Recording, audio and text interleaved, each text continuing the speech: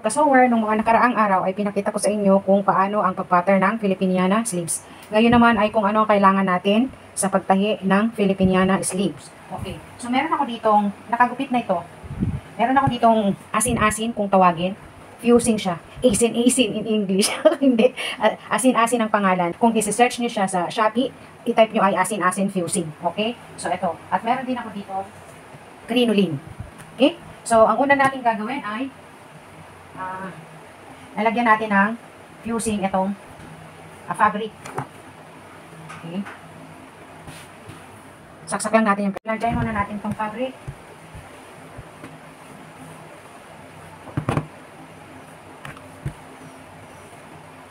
Okay. Isunod natin ay itong fusing asin-asin. Itong asin-asin. Asin-asin.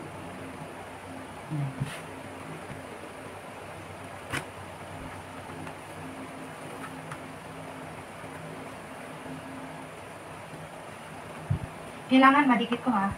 Kailangan plansyahin nyo hanggang sa dumikit yung fusing sa fabric.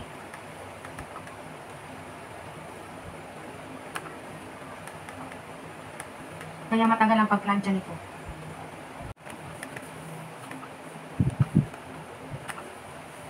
Okay, so tapos na. Next naman ay, yan.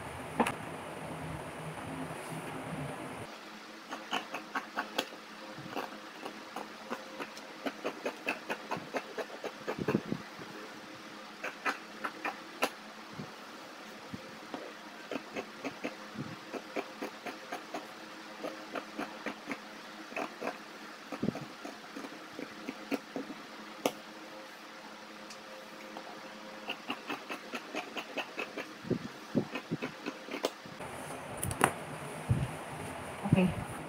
So, lalagyan lang natin ang tanda itong center. Yan. And then yung mga pleats, yung 3/4, 1/4.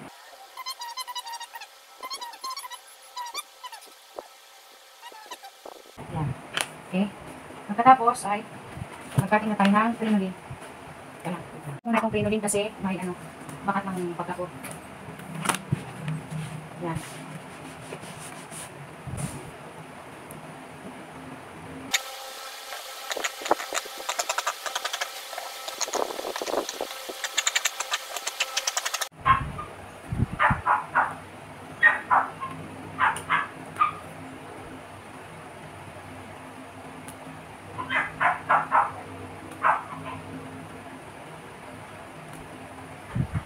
Basting ko na siya paikot.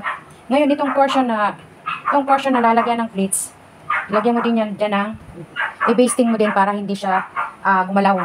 So, i-basting natin. Okay, pagkatapos ma-basting, itong lining ikabit na natin. Yung lining to sa ilalim. Yan, tahian ko muna ha. Pagkatapos kong pagdugtungin, nilagyan ko ng top stitch. Kita niyo ba? Yan, para plastado. Tapos, ipa-flat natin ito. I-flat natin. Kasi meron na siyang crinoline. Yan, may matigas na. Bago ko yan gupitin, hina-flat ko muna. Yan. Muna ako sa wrong side, mag-umpisa mag-flat. Mag-plancha. Dito muna ako sa wrong side, magpa-plancha. Bawasan ko lang yung allowance dito. Kasi sobrang haba.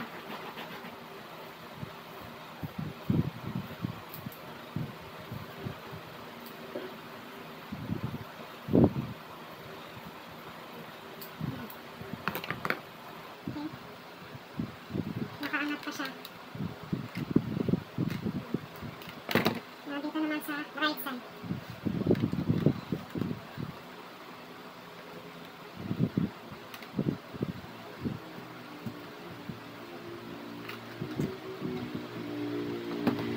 Ayan, so plastado na, diba? So, saka natin, gugupitin ito. Lagyan ko lang ng skillet.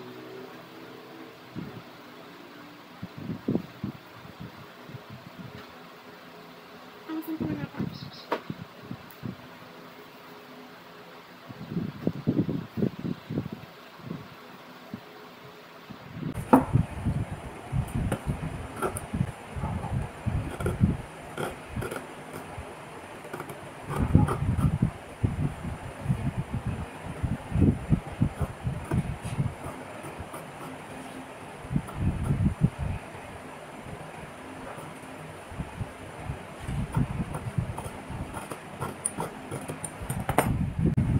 ko nang mabasting yung lining or pinaka-facing ng Filipiniana sleeves.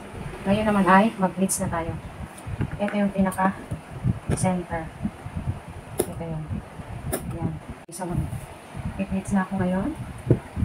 Gamit ang mga kumere. Ayan.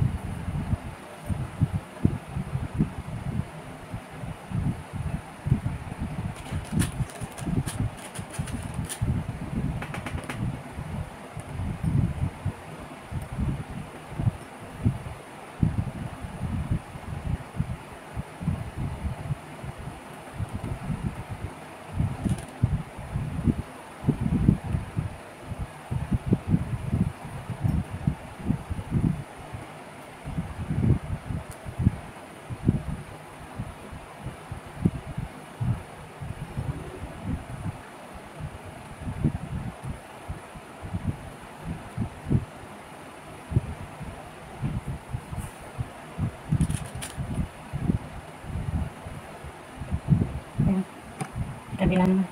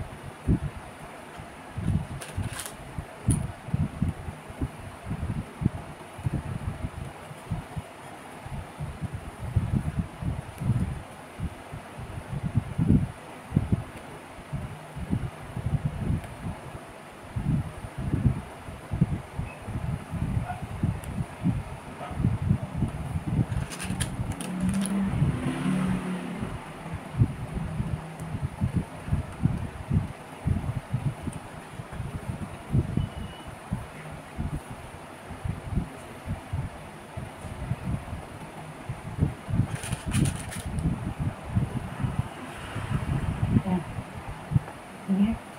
So, ayusin natin.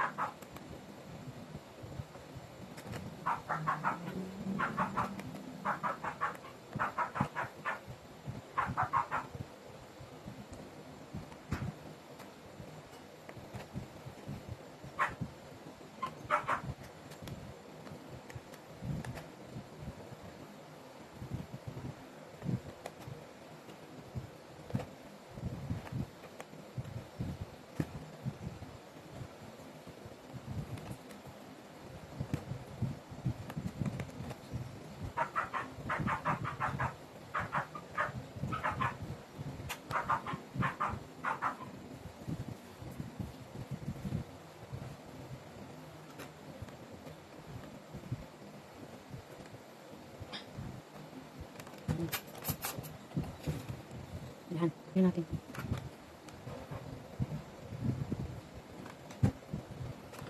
Okay. Yan. Yan. May gusto siya. Ito maganda. Ito. Yan.